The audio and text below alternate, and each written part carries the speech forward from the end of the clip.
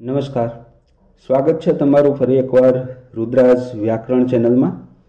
આજે આપણે આ વિડીયોની અંદર નિબંધ લેખનમાં એક સરસ મજાનો નિબંધ ભાવિ વિશ્વયુદ્ધની ભયાનકતા વિષય પર નિબંધ જોવા જઈ રહ્યા છીએ।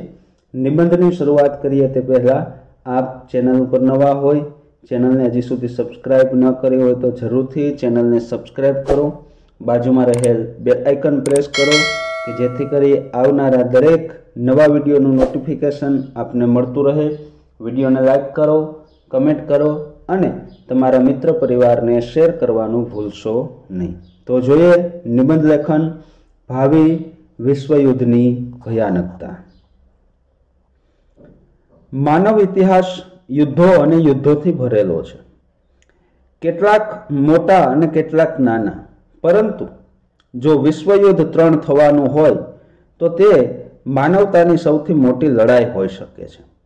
અદ્યતન ટેકનોલોજી, વિશાળ સૈનિકો અને વધુ સઘન વ્યૂહરચના તમામ સામેલ હશે। શા માટે આવું કંઈક થશે? ક્યાં દેશો જોડાશે અને આ યુદ્ધ કેવી રીતે લડવામાં આવશે?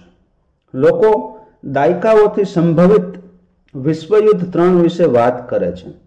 તે લગભગ 1960ના દાયકામાં રશિયા અને યુનાઇટેડ સ્ટેટ વચ્ચેના શીત યુદ્ધ દરમિયાન શરૂ થઈ હતી, પરંતુ સદનસીબે તેને ટાળવામાં સફળ રહ્યા।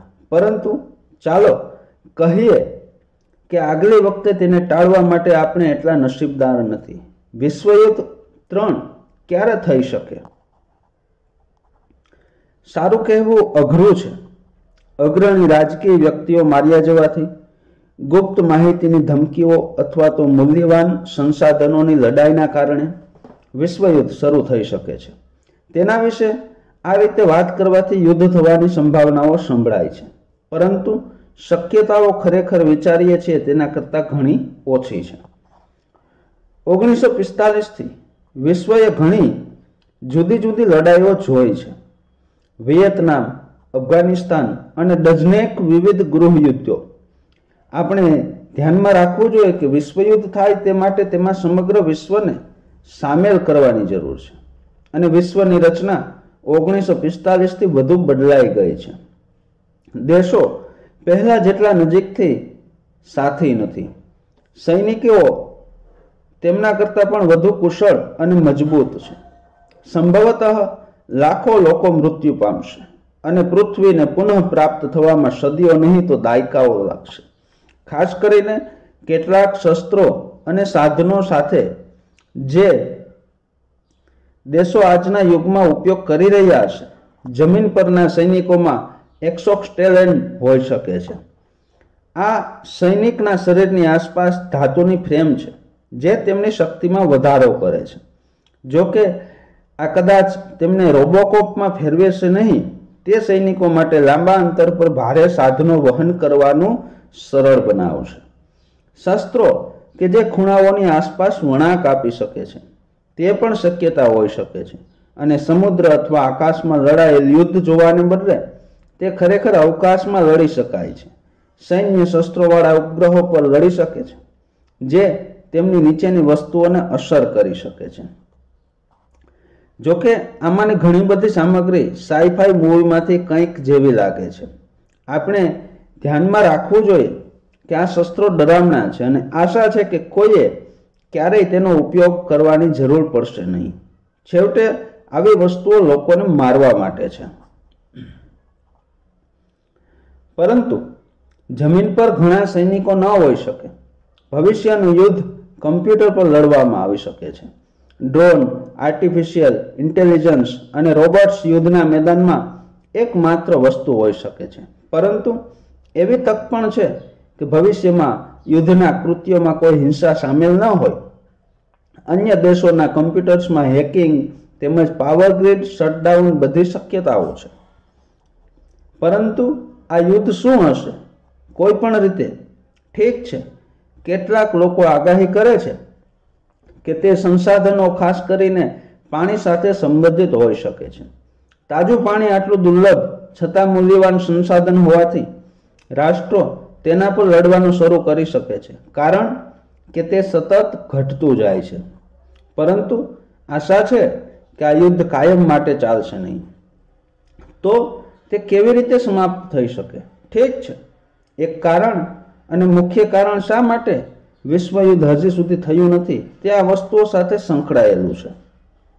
વિશ્વયુદ્ધ 2 દરમિયાન યુનાઇટેડ સ્ટેટ્સે જાપાન પર પરમાણુ બોમ્બ ફેંક્યા, જેમાં 1 લાખથી વધુ લોકો માર્યા ગયા.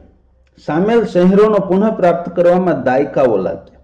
વિશ્વયુદ્ધ 2માં ઉપયોગમાં લેવાતા 2 પરમાણુઓ આજે આપણી પાસેના આધુનિક ન્યુક્લિયર્સની તુલનામાં નિસ્તેજ હશે. વિશ્વભરમાં લગભગ 14,000 પરમાણુ હથિયારો છે. કેટલાક અમેરિકા, રશિયા, ચીન અને અન્ય દેશો પાસે છે. એક રાષ્ટ્ર પાસે તમામ સંસાધનો, લોકો અને વ્યૂહરચના હોઈ શકે છે જે તેઓ ઈચ્છે છે, પરંતુ જો તેમના પર પરમાણુ છોડવામાં આવે છે તો તે રમત સમાપ્ત થઈ ગઈ હશે.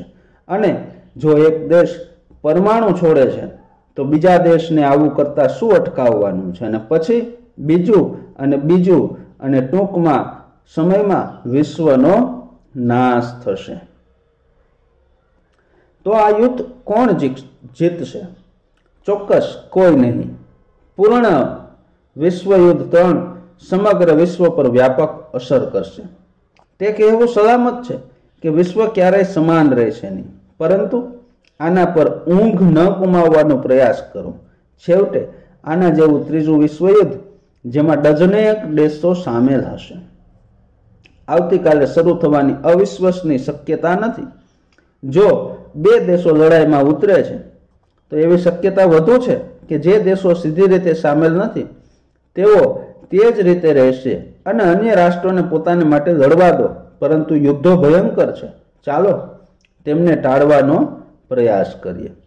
તો અહીં ભાવિ વિશ્વયુદ્ધની ભયાનકતા વિષય ઉપર આપણે નિબંધ જોયો. જો આ નિબંધનું લખાણ આપને પસંદ પડ્યું હોય તો ચોક્કસથી વિડીયોને લાઈક કરો, કમેન્ટ કરો, તમારા મિત્ર પરિવારને શેર કરો, અને ચેનલ ઉપર નવા હો, ચેનલને હજી સુધી સબસ્ક્રાઈબ ન કરી હોય તો જરૂરથી ચેનલને સબસ્ક્રાઈબ કરો. બાજુમાં રહેલ બેલ આઇકન પ્રેસ કરો કે જેથી કરી આવનારા દરેક નવા વિડીયોનું નોટિફિકેશન આપને મળતું રહે. ત્યાં સુધી રજા આપશો. ફરી મળીશું કોઈ એક નવા વિષય, નવા નિબંધ સાથે. અસ્તુ. જય હિન્દ. વંદે માતરમ.